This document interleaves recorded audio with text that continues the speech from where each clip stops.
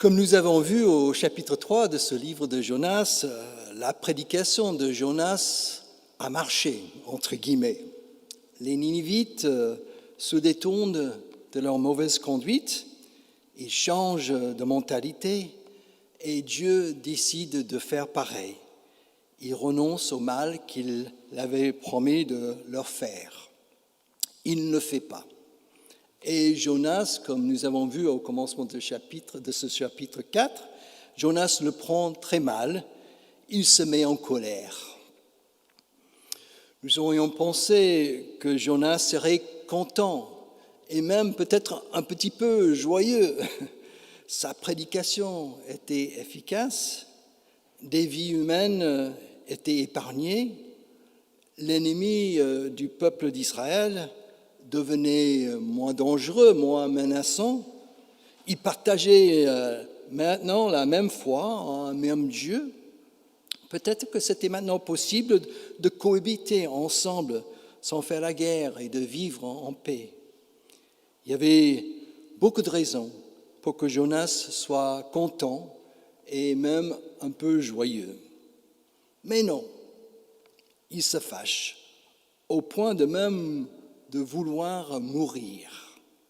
Il ne supporte pas de vivre si les Ninivites sont pardonnés et épargnés par son Dieu.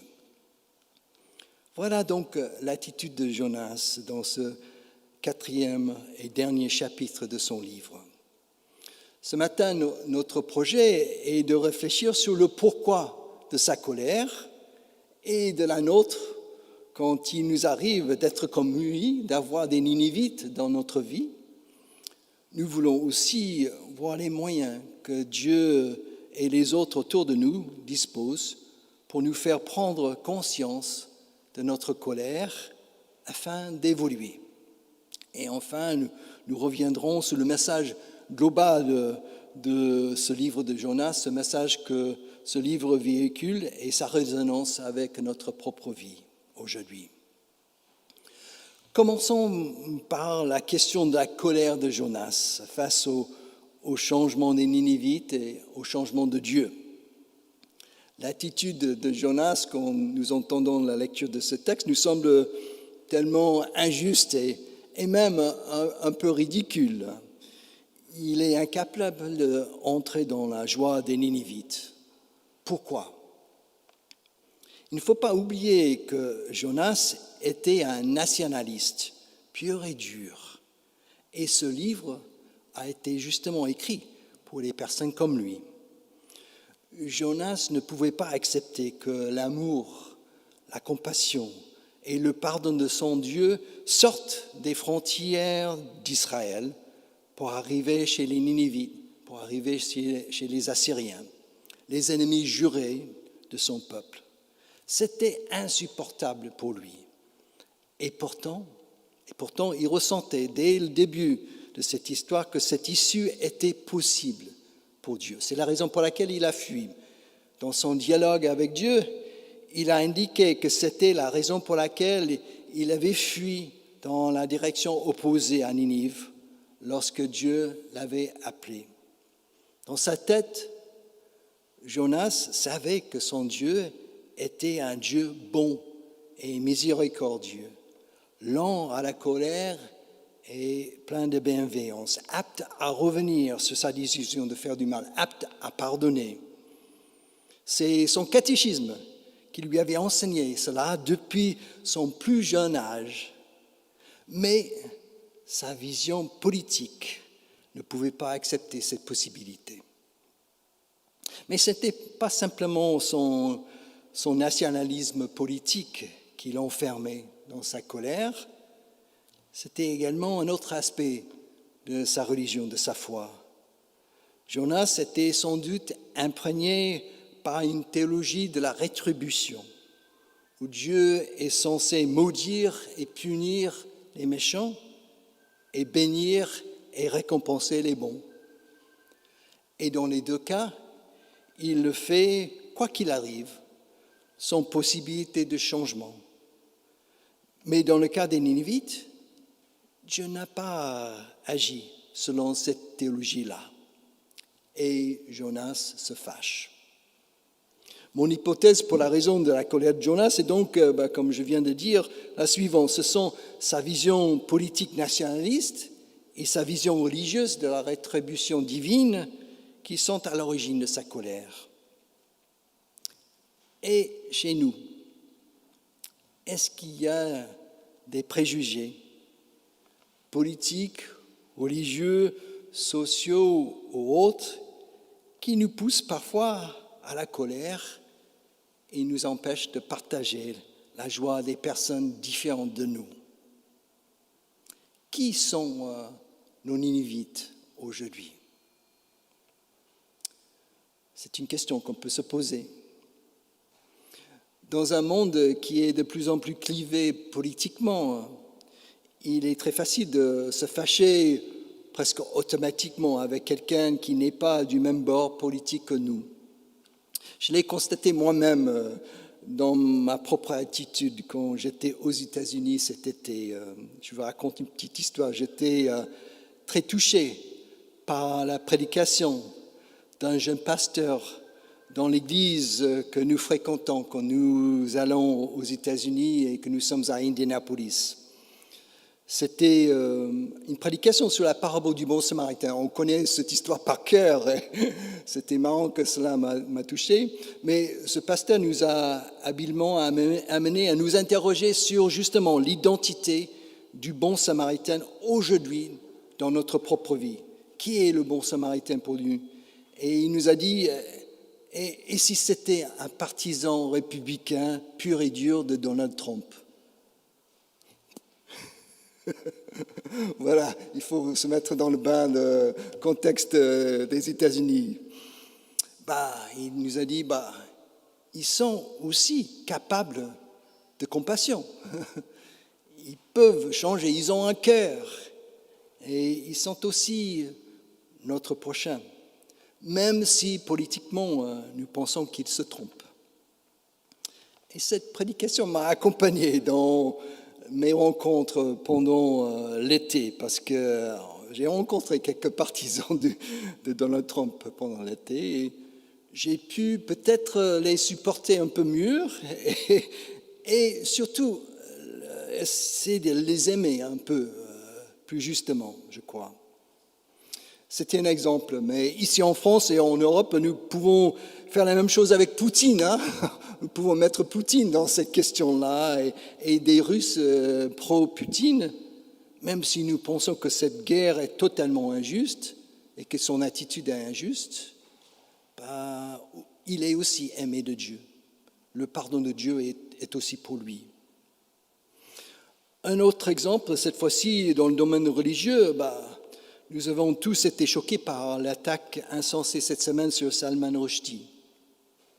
Si cette fatwa de Khomeini, vieille d'une trentaine d'années, est vraiment à l'origine de cette agression, ça nous scandalise profondément et nous met en colère contre cette forme d'islam. Et si nous sommes honnêtes, cela nous pousse à avoir de sérieux préjugés contre tous les musulmans. Mais c'est justement là que cette histoire de Jonas nous interpelle, nous incite à ne pas faire l'amalgame et à rejeter systématiquement les musulmans. Tous les musulmans ne sont pas comme cet homme qui a agressé Rushdie. Ils ont le droit d'avoir la possibilité de vivre autrement leur foi. Comme les Ninivites, ils ont le droit d'avoir le regard bienveillant des personnes autour d'eux. Nous pouvons aussi, pour être un peu plus léger, parler un peu de nos jalousies un peu ridicules, nos préjugés vis-à-vis des personnes qui réussissent mieux dans la vie, qui ont plus d'argent que nous, qui sont plus populaires socialement que nous sur le rang et l'échelle sociale. Le fonctionnement de Jonas n'est pas loin dans ces cas semblables dans notre vie, si nous arrivons à avoir notre propre jalousie dans la vie. Tout cela pour dire, en premier lieu, que nous aussi, nous sommes capables de colère injuste et parfois ridicule dans plusieurs domaines de notre vie. Nous avons tous un ou une Ninivites dans notre vie, des Ninivites, et c'est important de nous en rendre compte. C'est la première chose peut-être que nous pouvons retenir de ce texte, d'être lucide sur ces questions des Ninivites dans notre vie. Dans un deuxième temps, nous voulons voir les moyens que Dieu et nos semblables autour de nous utilisent pour nous aider justement à nous rendre compte de nos colères un peu ridicules, injustes, afin que nous puissions changer de mentalité et cheminer vers autre chose, cheminer vers la joie avec l'autre, si c'est possible. Parfois, cette joie n'est pas possible. Il faut simplement avoir une attitude d'accueil et puis on n'a pas besoin d'être joyeux si vraiment une situation est injuste. Il faut dire que d'abord, dans cette histoire de Jonas, Dieu a déployé les grands moyens pour provoquer chez lui la réflexion sur son attitude vis-à-vis du salut des Ninivites. Dieu commence par questionner Jonas. « As-tu raison de te fâcher ?» Voilà une bonne question. « As-tu raison de te fâcher ?» Le questionnement, la remise en question est souvent le moyen le plus efficace pour aider quelqu'un à évoluer dans son attitude. Le critiquer directement, le ridiculiser, le juger ou essayer de susciter chez lui un sentiment de culpabilité, tout ça n'est pas très efficace, ça ne marche pas. Mais poser des questions qui font réfléchir, c'est beaucoup plus productif parfois. Et peut-être nous avons déjà expérimenté ça dans notre vie. Une question qui résonne et qui nous fait cheminer. Dieu commence par le questionnement, mais cela semble ne pas marcher avec Jonas. Il ne réagit pas. Dieu cherche d'autres moyens, mais cette question résonne toujours. As-tu raison de te fâcher ? Et dans le texte, c'est le mot « dépêcher » qui est mis en avant dans le texte en hébreu pour parler de ces autres moyens. Comme Dieu, dans le chapitre 2, a dépêché un gros poisson qui a englouti Jonas et le vomi ensuite, c'est symbolique d'être au fond du gouffre que nous avons parlé, que nous avons évoqué. Il va successivement dépêcher 3 choses. Une plante, dans le texte c'était un ricin, une plante qui grandit au-dessus de la tête de Jonas pour le protéger contre le soleil. Jonas était très content de cette plante. Puis, Dieu dépêche un ver qui va manger la plante et faire que la plante se déchèche et meure. Il a un peu l'humour, ce Dieu-là. Puis, Dieu dépêche un vent hyper chaud de l'Est, accompagné d'un soleil de plomb, qui vont faire presque évanouir Jonas et susciter en lui encore cette envie de mourir. Une plante, un ver, un vent. Tout cela dépêché dans cette histoire mythique par le Seigneur pour faire réfléchir Jonas. Jonas se fâche de nouveau et Dieu revient avec sa question. Donc, c'était ça sa pédagogie. Donc, as-tu raison de te fâcher à cause de cette plante ? Et cette fois-ci, Jonas y répond, oui, j'ai raison de me fâcher à mort. Il est toujours enfermé dans cette colère et Dieu revient à la charge pour poser encore une dernière question qui sera le dernier mot de ce livre. Toi, Jonas, tu as pitié de cette plante pour laquelle tu n'as rien fait. Et moi, je n'aurai pas pitié des plus de 120 000 Ninivites qui ne savent pas distinguer le bon chemin du mauvais, celui qui mène au bonheur de celui qui mène au malheur. Voilà la question qui termine ce livre. Il semble là que Dieu a un peu coincé Jonas par ce coup de grâce.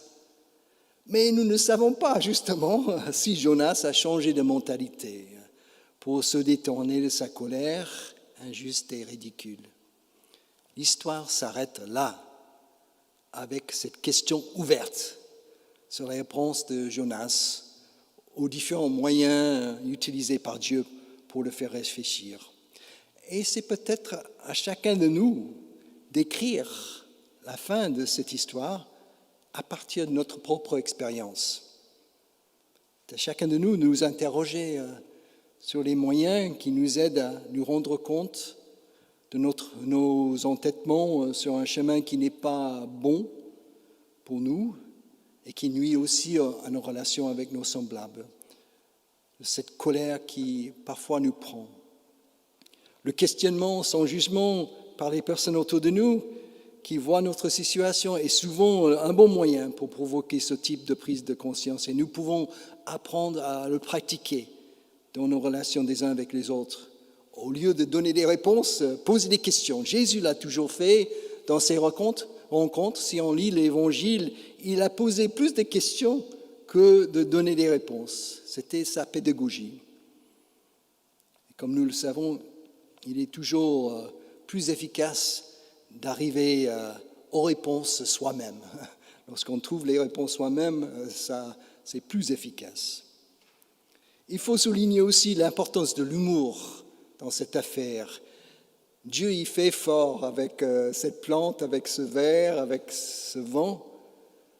L'humour dans des situations tendues ou bloquées est un bon moyen pour faire basculer des choses aussi. Si nous arrivons à trouver la bonne astuce, la personne enfermée dans sa colère peut sortir plus facilement de son état en riant, en rigolant avec nous et en prenant conscience lui-même du ridicule de sa position. Mais il faut être fin pour amener quelque chose dans ce sens-là. Enfin, c'est important de savoir de nous remettre en question dans la vie, quand nous sommes convaincus de quelque chose. Des certitudes, parfois, nous empêchent à avancer, des certitudes vis-à-vis des autres, des certitudes dans notre vie. Que ce soit bon ou mauvais, c'est important d'avoir ce réflexe de nous remettre en question. C'est peut-être l'une des multiples leçons de ce dernier chapitre du livre de Jonas. Voilà, nous sommes au tour de notre parcours. Nous avons appris pas mal de choses pendant ces 4 dimanches ensemble. Éventuellement, ces 4 prédications sont sur notre site YouTube. Vous pouvez les réécouter pour cheminer encore. Mais prenons un petit instant pour résumer les enseignements principaux. Le premier est sur le visage de Dieu déployé dans ce livre, du commencement jusqu'à la fin. C'est un Dieu que nous connaissons bien, c'est le Dieu de Jésus-Christ, c'est un Dieu de grâce, d'amour et de compassion, un Dieu qui pardonne. Et cette grâce et cet amour n'ont pas de frontières, ils sont universels, ils sont pour tout le monde et surtout pour nos pires ennemis, pour les gens d'autres religions, pour les gens d'autres nationalités, pour les bêtes noires, entre guillemets, du moment dans notre vie ou dans notre monde. C'est un peu le chiffre 120 000 dans notre texte. Je ne sais pas si vous l'avez entendu, 120 000 Ninivites. C'est un chiffre symbolique, là. C'est un chiffre universaliste qui est repris souvent dans la Bible. On l'entend dans le livre de l'Apocalypse. Le projet de Dieu est le bonheur de tous, au-delà de nos préjugés, au-delà de nos stéréotypes, au-delà de nos frontières. C'est le premier grand message de ce livre de Jonas. Le deuxième est beaucoup plus personnel et spirituel, symbolique de notre foi. Le deuxième est dans le parcours symbolique que Jonas a suivi et qu'il a amené au fond du gouffre, dans le vent de ce poisson, jusqu'à être vomi sur la terre ferme. Donc, ce parcours est souvent celui que nous suivons dans la vie. Comme nous l'avons dit, c'est également le parcours du Christ, ce fameux signe de Jonas dont il est question dans l'Évangile. C'est le parcours de la croix au tombeau vide, le parcours de la mort du Christ et à sa résurrection. Oui, la transformation que Dieu veut pour chacun de nous passe souvent par ce type de parcours dans notre vie. Nos renoncements, nos échecs, nos pertes, nos deuils, nos difficultés ne sont pas des fatalités. Ils ne sont pas le dernier mot de notre vie, comme c'était le cas pour Jonas. Il y a de l'espérance. Nous pouvons renaître à la vie. Nous pouvons recommencer autrement. Nous pouvons ressusciter à autre chose. Avec Dieu, c'est toujours possible de suivre cette trajectoire de transformation dans notre vie. Jonas l'a fait dans le Premier Testament et le Christ l'a fait aussi dans le Nouveau. Voilà donc peut-être les deux grands enseignements du livre de Jonas. À nous maintenant de continuer à cheminer avec ce prophète Jonas et à essayer de mettre en pratique ce que sa vie, ce que son expérience nous a dit pendant ces 4 dimanches. Amen.